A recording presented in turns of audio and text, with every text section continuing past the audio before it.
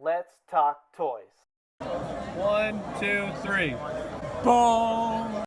What's up, all you powerful dudes and dudettes? ToyShiz here, and over this past weekend, I went to the Anaheim Convention Center for the 2019 Powercon, and I had a reasonably good time. I wanted to say a super special thank you to Mattel for getting me into the convention. I very, very much appreciate that. For whatever reason, I will just say that my press information did not go through with the actual Powercon itself. So, well, I absolutely hold no, it's what it is, I goofed or they goofed or we goofed, whatever happened. But I will just say that in covering the convention, it just didn't work out. So I have to say thank you again to Mattel. But this Powercon, let me just say, in terms of doing, let's say, a review or talking about it, everyone that I met, everybody that was there was so nice. And I had a great time. I mean, you saw from the beginning of the thing, I got to meet Roger Sweet, I got to meet Kevin Smith, which we'll get to in just a second. I met all the dudes from the Powerhouse Anime and a bunch of other people. Mattel, Super 7 was there. It was just a great time. And what I like most about PowerCon is going through the booths and the aisles and setup and everything. Now, keep in mind, this is not a giant convention, but I have the thoughts, and I think that this has the ability to be a giant convention. I love this big bucket of snarfs right here. This is hilarious. I think they're $2 for a snarf. $2 snarf, anyway. Let's get back to the story. PowerCon has the ability to be a bigger convention because of the properties it deals with. I firmly believe that just because it's Masters of the Universe, and largely Thundercats has kind of gone in there a little bit, but let's just say for the sake of it being just Masters of the Universe, because in pop culture there are these little niche avenues, and Masters of the Universe is definitely one of them. Transformers is one of them. Thundercats, Ghostbusters, all these little niches, nuances. Now, if you had Star Wars, yes, Star Wars can hold its weight in terms of its own convention. And largely with BotCon in the past, Transformers has been able to hold its own weight. But I think in terms of taking PowerCon and utilizing the fact of you now have the Thundercats and you got TMNT and you got the He-Man license just blowing up huge next year. They have such huge plans, which they also covered upon. And like I said, we'll get into that in just a second. But in terms of what PowerCon had to show off, and I mean this in no disrespect whatsoever because I did have a great time, it really is just kind of a swap meet. It's a time for people to share their love of Masters of the Universe. Let's just say for that sake. Also, if you're not following or if you don't know, Erwin Papa, this is his artwork right here. He is magnificent, man. This guy can draw He-Man. He draws these wonderful comics and everything else, but his women in the helmets and everything, it's a blast. Definitely check him out. I'll put a link in the description and put his little Instagram right here. And then also, you had Mattel, right? Mattel's there, and this is Mike from Mattel, and he had this, and he was telling me about this at SDCC, and he wore it at PowerCon. This is a Triclops helmet that he designed. This guy's like a mad scientist, and it's a fully workable thing. So if you want it, tell Mattel that you want it, because it's amazing. But in terms of what they were showing for Mattel, now, again, I'm telling you this, without Mattel, without Super 7 being there, PowerCon would have just been a Masters of the Universe meetup. And that's excluding all of the panels and such as well. But you can see in terms of floor space and what they are revealing. I love this battle cat, by the way. This was a big reveal that they did Mattel-wise. So all this stuff starts next year, fall, which it gives us a year for our wallets to recharge. But keep in mind that the saddle, the helmet's removable. So it's a modern take on the old classic version of Battle Cat. And I spoke with the designer on the boxes and the artwork, and he absolutely nailed it. But he's very, very proud of that. I think it came out great, mashing up old and new. You can see the back of the box. So they got the whole new for 20, so they're going to be having a Beast Man figure, and this is all going to be Wave 1. And what I was saying again is, when you want to have a convention, to get people to come to your convention, it's not just, hey, come to the convention anymore. because we have the internet, we have all these avenues of pop culture. There's also ToyShiz, shameless plug. Anyways, you know, there are things that you want to see, and to get people to travel, to fly from all over the world, there's people from all over the world there. This is really cool. This is the, you know, the Trapjaw figure. I think he looks really great as well. And then you also have Skeletor, which he's looking quite fantastic. And then you also have the He-Man figure. Now, of course, these debuted at SDCC. And keep in mind, you know, you gotta have Man-at-Arms too. He looks good. You got Tila. I will be posting a separate, I did an interview with Britt Schatz on the new He-Man line, so we'll be talking all about that. And also with the WWE mashup and such, I think that's an interesting mashup. Now, I know a lot of people were saying, oh man, they're like scraping the bottom of the barrel. What's with all these different amalgamations of different peaks of nerddom and everything else these days? Well, strangely enough, I feel like the wrestling figures do fit with the style of Masters of the Universe in their the old body types, and the fact that I kind of want to see a ring, which they're doing, that you can put your He-Man, your Skeletor in it. And because I don't have a lot of Masters figures, and one thing I want to say is that at the convention, I was able to pick up some repro stickers for my Castle Grayskull and a few other parts, but I'm so stoked on those. And I spent the other day, I was talking with the guy from the Toys That Made Us, and I had said, he was like, oh, how's Powercon? And I was like, oh my god, I got these stickers. And I'm like, they're so stressful to put on, and they really are. Stickers stress me out. But with the WWE and the WWF, whatever you call it, the new mashup, the universe mashup, this castle ring looks great, and they had a great panel, and you know, a lot of people are they're rocking it. And they really went to town. They're very proud of it. They showed off all the artwork for the upcoming toys and what the packaging is going to look like, and it's taken straight out of Masters of the Universe. And here you get 2 exclusive figures. It's going to be a Walmart exclusive ring, and these will in fact be on the store shelves by Christmas time, which I actually really like. That Masters of the Universe, for me and what I understand and everything, it has a very Christmas tone to it. It's something that, you know, kids were looking forward to under the tree way back when.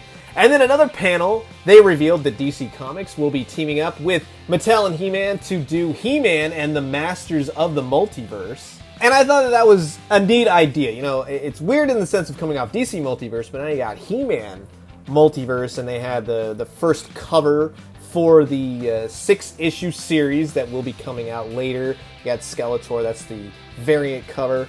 That is a very interesting, I think, take in showing that all the different properties that have ever been under the Masters of the Universe banner will come together, and they went really wild, and they said the characters you're never going to think of will be popping up, and everyone will be going up against the anti-Eternia He-Man. He's like the big bad, not even Skeletor's the big bad. So I thought that was a very interesting comic book idea, which could lend itself well to a later Mattel action figure line. So then it turned into this big announcement. A couple days before the convention actually started on social media, Powercon had said, you know, Kevin Smith is going to be attending Powercon at a panel. And everyone was like, whoa, wait a minute, like, what is Kevin Smith? Why is Kevin Smith?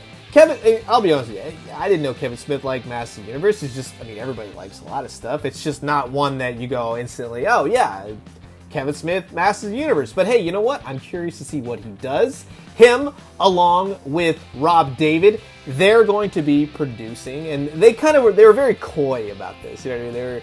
I liked it. They did like a cool banter, and you have all the people in the crowd, and I had kind of known what the announcement was going to be, so I was like, oh my god, you know what I mean? Like, I can't wait to see everything. I got to act surprised and stuff. But this was fun, and they did it kind of in a fun and fan servicing way, and they were bantering back and forth and going, you know, what could we possibly be revealing? And then they started talking about Netflix, and they talked about She-Ra and how good She-Ra is and everything Mattel TV and Mattel's going to be doing with the Masters of the Universe 2020 line. And they were going back and forth for a little bit, and then finally they go, oh, you know, they're asking the guy from Netflix, and they're asking the anime people, and they're saying like, you know, can we reveal something? Can we show something? Is it something that's a possibility? We can talk about it.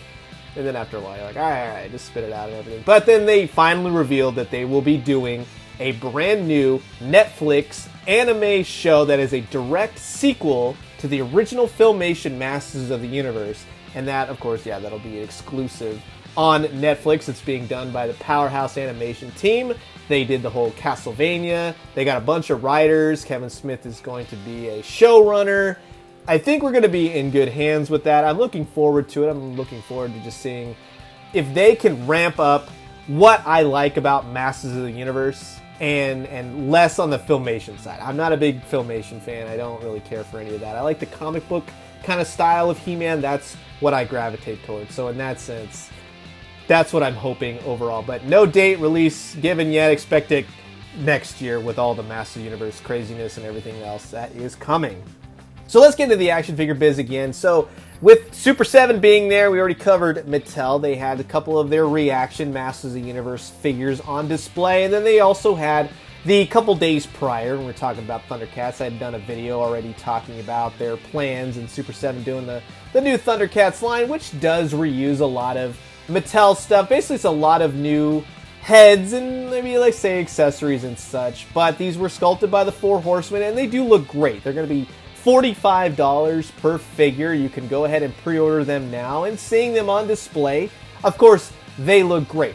I have to be honest, I'm not like 100% in the sense of like they look fantastic, but the $45 price point, I like going into a store to buy things, and it's nothing against Super 7, nothing like that. I just like going into a store. I like seeing the figures, I like buying them, so I probably just have to get over that because that's where it's all heading. But they did have the brand new Ultimate Collection Ninja Turtles on display, and these look, again, they look fantastic. They had Raphael and Splinter and Baxter Stockman, the Foot Soldier, and this is Wave 1. Yeah, you can go ahead and pre-order these as well. Splinter looks great. They're doing, basically taking the old Playmates Ninja Turtles figures, turning it on its head, and doing just like works of art with them now. Not to say that the old Playmates ones weren't, but these aren't playthings anymore. These are for your display case. These are posing and all that great stuff. So they do look fantastic. They got hands galore, extra heads. They got even a little tree that you had to take the weapons off, and that's an interesting thing that they redid that. But I think in terms of what I'd like to see with the Ninja Turtles, I think Raphael looks great. He's even got that little backpack piece. I always thought that was like a pizza slice holder, but just like the old Playmates Turtles, he holds his size. He's got this really cool, like, angry head, and it reminds me of the old comic book because, with the Turtles headbands being all red. But Raphael, he was always a good-looking turtle. They did a great job of recreating that from what Playmates did back in the day. Pizza slice, communicator, he's got the shell cell. All the weapons, again, they're on that little tree, so you have to take them off if you want. So I do like that they did that, but I can see collectors being like, I don't want to break anything, I don't want to snap anything off. Splinter looks great. He's not show accurate. So you got NECA doing the more show accurate Turtles, the video game Turtles. And now, of course, Super 7 is doing the Playmates Turtles. So while they're not show accurate, they're definitely toy accurate. I love this mug of coffee or tea, whatever he's drinking. That looks wistful. It is great. And I love that little turtle guy, With Baxter Stockman, you are getting a Mouser, and that looks fantastic again. The old Mouser used to push a little button on the back, and he would walk, and his mouth would move. You got the gun. You got the fly swatter with the little baby turtle smashed on it. I love that. His face sculpt, his head portrait looks fantastic. That is the Baxter Stockman that I played with, played into the ground, pulled his arms off, broke the absolute heck out of him, but dang does he look good. I love the intricacy of purple and everything. The Foot Soldier looks good. I'll be honest with you, the Foot Soldier is kind of like the lackluster one, and nothing against the Foot Soldier, but it's just kind of like, whatever, you know what I mean? But it does look good. I'm not trying to say anything about that. And then you also have the Conan Figures, the original movie with you got Arnold Schwarzenegger, and they look great as well. They sculpted the absolute heck. Now, I'm going to be honest with you. I like Conan the movie. It's been a while since I've seen it. So I'm not the best in terms of like saying all the names and everything. And I know James Earl Jones and everybody and Arnold is in it. But I think they sculpted it great. It looks like he's got the same exact body types as the Thundercats and for the most part, the Turtles in a sense. But they're all going to be in that 7-inch scale. Again, these are 45 as well. And they're the hopes to do more of these figures. So in terms of what they're doing very niche but very cool things over at Super 7. So I gotta hand it to them with that. In the terms of, again, Powercon as a whole, it's an excellent thing that you had the announcement of the Netflix series with Kevin Smith. Mattel did panel after panel talking about the new He-Man figures that they're doing next year. You had the wrestling mashup, the WWE and the Masters of the WWE toy line that's actually debuting this fall. That looks fantastic. I think fans, you're going to get me to buy wrestling figures. That's just what it is. And then you also had the Mythic Legions. You had these figures that are absolutely gorgeous on display. I wish I had the money for some of these. It's just, I don't know where to start, basically. But I see a lot of pictures. A lot of people send me these that they get these. And man, do they look fantastic. So imaginative, sculpted so beautifully. They did a great job. So to really just kind of wrap everything up, I think that Powercon, as it is now, they really need to start amping it up. They need, and you got the Masters hitting beautifully next year, and you got the movie and now the toy line, and they're going to be blowing the heck up out of Masters of the Universe. So, and I think that, I love this right here also. I was really interested in this. This is the old Transformers Nog. I got the guy last week. Anyways, that's neither hide nor there. Ramp up PowerCon. Turn it into 80s Con. I want to see Turtles and Thundercats and He-Man, and I think really make it, set it, just make it awesome. Give that whole nostalgic flavor. Get Mattel there all the time. Get Hasbro there. Get all the companies there. Make it look like it is amazing, and it is. And all the people there are so friendly, and it's just a great time to be a nerd and nerd out and talk about Masters and everything that you love. So definitely for next year, I would say if you can go, check it out. I think that by next year, it'll be bigger, better, in the sense of it needs a little oomph. Because as it is, as it situates right now, it really just is a swap meet with a lot of people that are involved in Masters of the Universe, but it needs to be bigger and better, and it definitely has it can do it. It can be this giant thing. So, I'm curious to know what you guys thought about PowerCon. What'd you think about all the reveals, the He-Man, the WWE, all that good stuff, the Turtles from Super 7, the Conan the Barbarian from Super 7. Comment below, let me know. Let's talk all things toys. I'm going to leave you guys with that. As always, drink some great coffee, eat some great food, but most importantly, remember, PowerCon, you got the opportunity coming soon to be bigger, better, and I know you can do it. And when you do, let me know what you found. I'll talk to you guys soon. Adios.